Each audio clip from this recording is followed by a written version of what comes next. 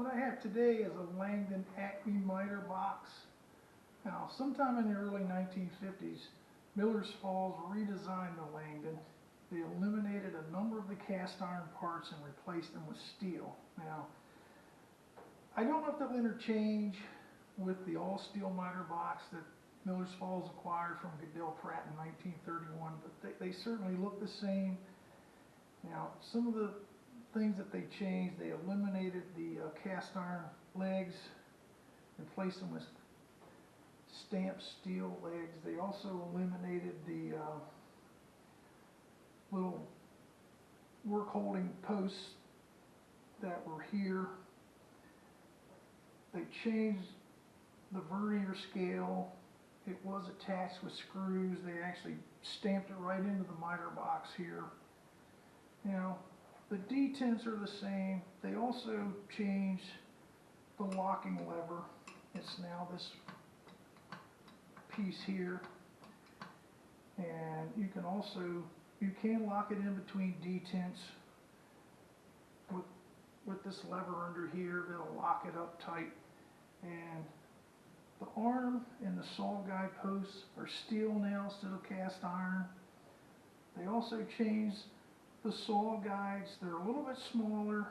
They also added bronze oil-like bushings for the saw to ride on instead of the ball bearings that they were using for a few years. Now, about the only thing that looks the same are these bed plates.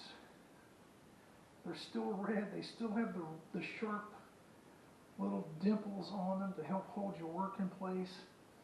They did add this work stop so you could set it up to cut short multiple pieces. It also, the rod can be moved to the other end of the miter box and used over there. And you know, there's a bracket like this on both ends, and you can use them to hold things. If you wanted to set a piece of, say, crown molding in here or whatever, and hold it in place, it could be propped up in there. Now, pretty much everything else, as far as the saw stops, you have one here so you can have a depth of stop. You also, there's one on the head here on the other side that's set so you can stop the saw and prevent it from cutting into the miter box.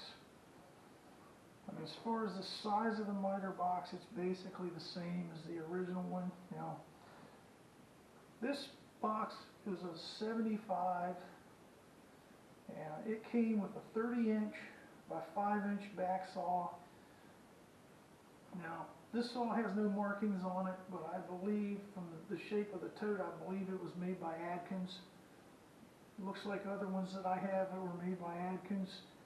And the redesign of this thing, they didn't do it any damage or anything. It's just as good as it ever was. Miller's Falls made some really great tools, and this was one of them. And they continued to manufacture this miter box up until 1982 when they went out of business.